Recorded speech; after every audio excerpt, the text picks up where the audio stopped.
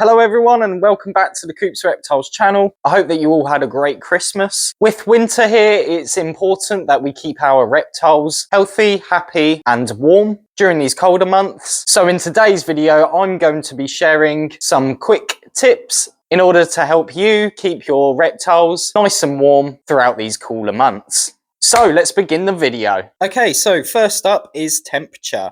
As the weather gets colder, you might notice that your reptile's enclosure isn't as warm as it usually is.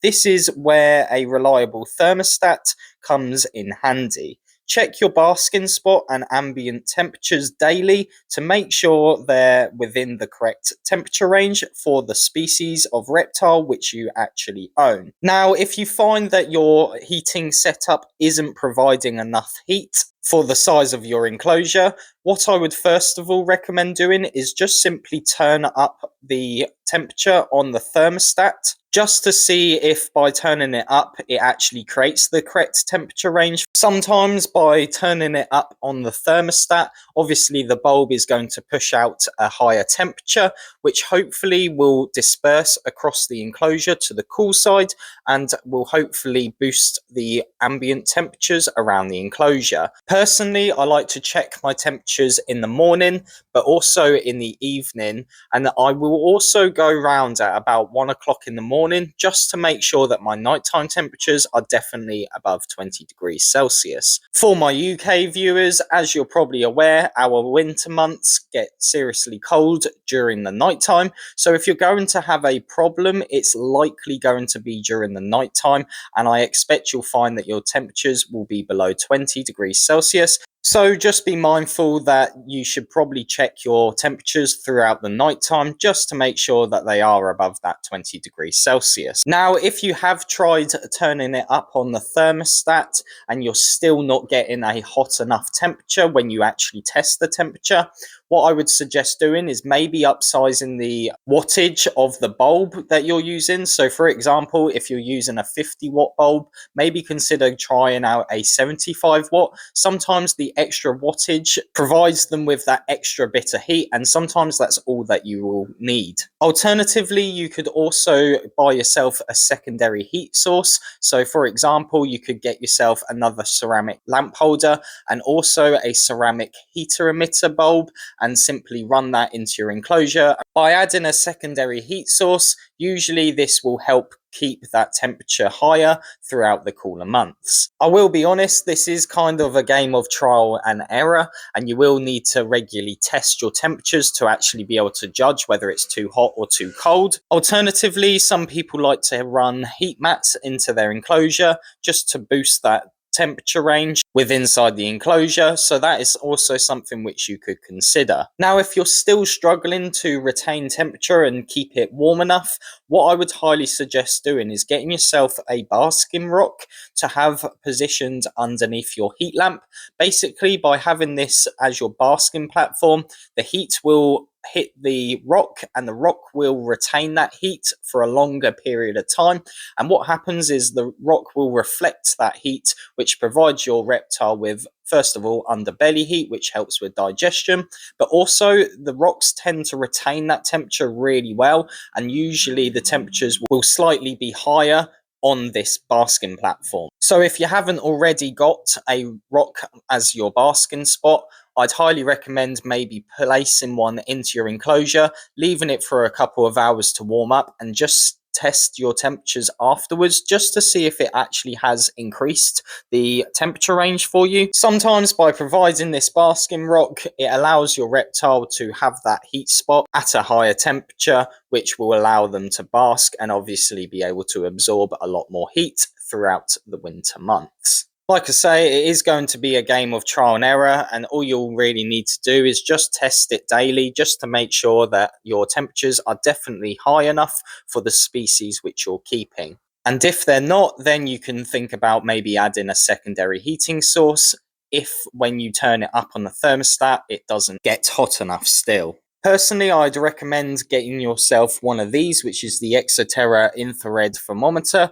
The reason why I would recommend getting one of these is it basically allows you to test the temperatures across the entire enclosure rather than just in one spot, for if you were using a digital thermometer or a dial thermometer, which both of those test them in one specific location. So like I say, by getting yourself one of these, your life's going to be a lot easier because you're actually going to physically be able to see what the temperature ranges are on the hot side and the cool side, but also you'll be able to work out what the ambient temperature range is. So now we've gone over their heating and their temperature checks. Now let's move on to their humidity systems. Now, colder weather often means the air is drier, which can obviously affect your reptile's enclosure humidity.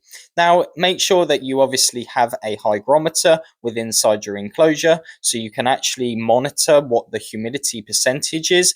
And obviously, if it's too low, then you can simply mist the enclosure more often if needs be. Again, this is trial and error, and you will need to obviously see what your humidity levels are and how quickly they drop. And if they're dropping too quickly, you might just need to mist a bit more frequently during the colder months. So that's some humidity tips for you. Now let's move on to UVB. Now, shorter days in the winter can confuse reptiles about their natural cycle. Make sure their UV lighting stays consistent throughout the winter months. Make sure it's on for 10 to 12 hours per day minimum for most reptile species. If you use a plug-in timer, double check it hasn't been affected by the clocks changing. And like I say, just make sure that plug-in timer is working correctly throughout this period of time. For example, if the clocks have gone back an hour, then it's likely that your plug-in timer hasn't adjusted to this. So, like I say, just make sure to double check that they're definitely running at the correct timings, but also running smoothly as they are supposed to. This will basically ensure that you're giving your reptiles that constant 10 to 12 hours UVB cycle so that they aren't affected or confused about the change in weather. So next up, I'd like to go over some feeding adjustments. Now, some reptiles will eat less during the winter months or during the cooler temperature months. Now, for a lot of species, this is down to brumation or hibernation, for example. But not all species of reptiles do this. So first of all, you need to research whether your species actually does brumate or hibernate, and you'll have to adjust how much food you're offering to them to accommodate for this. Like I say, not all species of reptile actually brumate or hibernate, so just make sure you research into the specific reptile which you have to see if they actually do this process or not. Another thing which I'd highly recommend doing is every week I would recommend weighing your reptile just to make sure that they're not dropping in weight, because if they are dropping in weight, then it's likely that they aren't actually eating. And if you find that they are rapidly losing weight, I would highly suggest getting your reptile out and actually hand feeding it so you know and have peace of mind knowing that it 100% has eaten. But like I say, personally, I would just highly recommend weighing them and just tracking them through the winter months just to make sure that they're not losing weight and just also to make sure that they definitely are eating. Now, if you notice that your reptile's enclosure is still struggling to maintain warmth, I would recommend maybe getting yourself one of these. This is thermal insulation, and what I would recommend doing is simply just cover the outside walls of all of your enclosures with it. The idea behind this is by covering all of your walls, the heat will reflect off of it, going back towards the enclosure. These materials retain heat and prevent drafts, so you can actually expect your enclosure will keep that temperature within inside the enclosure.